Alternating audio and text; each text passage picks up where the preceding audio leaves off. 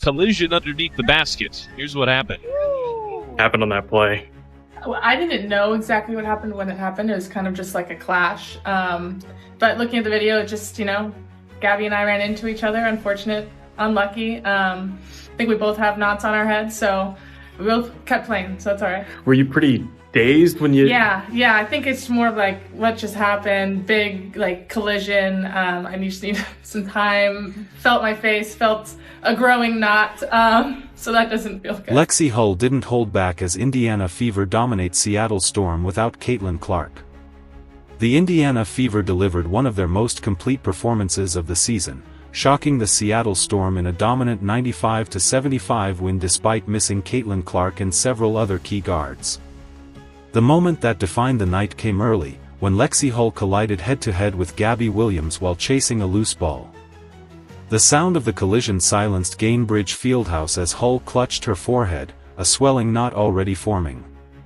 Fans assumed her night was over, but minutes later, Hull reappeared, diving for rebounds and locking down defense with the same relentless energy. The one that's been most affected by all of our injuries. All of the point guards that know how to get her the ball and how they get it to her, and it's not just getting her the ball, it's where you get it to her, getting it to her on time, on target, thinking one pass ahead, all that matters. And I thought today, her aggressiveness with the ball in her hands to the rim, getting into defenders, playing low to high instead of high to low. When she plays like that, there's nobody that can stop her. And, she set the tone for us, really on both ends. She had the NECA assignment as well and set the tone for us on both ends. And, she was terrific. That single act of toughness became the spark for Indiana's biggest win in weeks. Clark, still sidelined with a groin injury that has kept her out since mid-July, joined Sophie Cunningham, Ari McDonald, and Sydney Colson on the unavailable list. Chloe BBY was also managing knee discomfort, leaving the Fever dangerously thin in the backcourt. But instead of folding, Indiana's starters and bench rose to the challenge.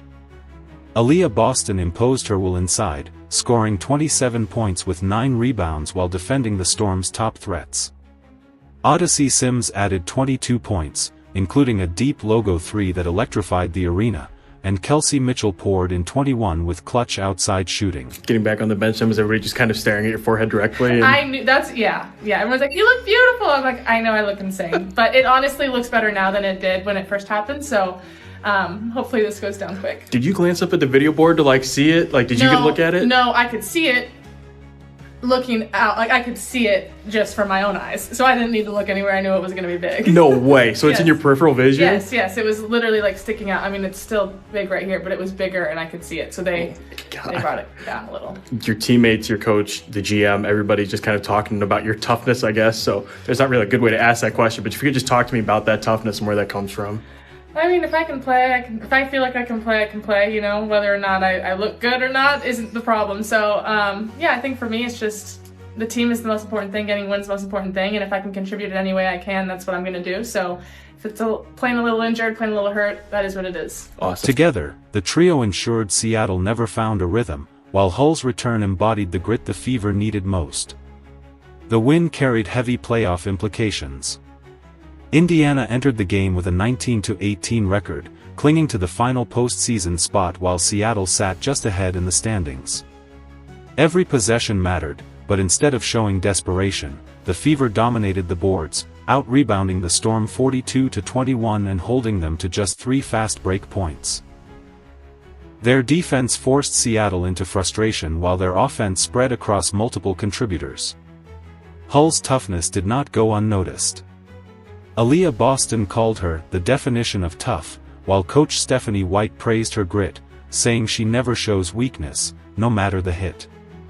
Hull herself joked about the bump on her head, but her determination to play through pain gave the team its edge. Aaliyah, this is a string of games, beginning of a string of games against the teams you're competing for a playoff spot against. Did this game feel more important in that regard? And I guess how big was it to get a win in this one? Yeah, I mean, going into this game, we talked about that this was going to be a big game for us, considering the standings where Seattle was. But going into the West Coast trip, I mean, right now we're just going to be focused on LA. That's kind of been our motto this entire season, is just focus on the game ahead of you, be where your feet are. And so starting tomorrow, we're going to be looking at LA. But I mean, this next string of games definitely important for us, but we got to take it one game at a time. Her 9 rebounds and team best plus-minus of +31 proved her impact went far beyond effort plays.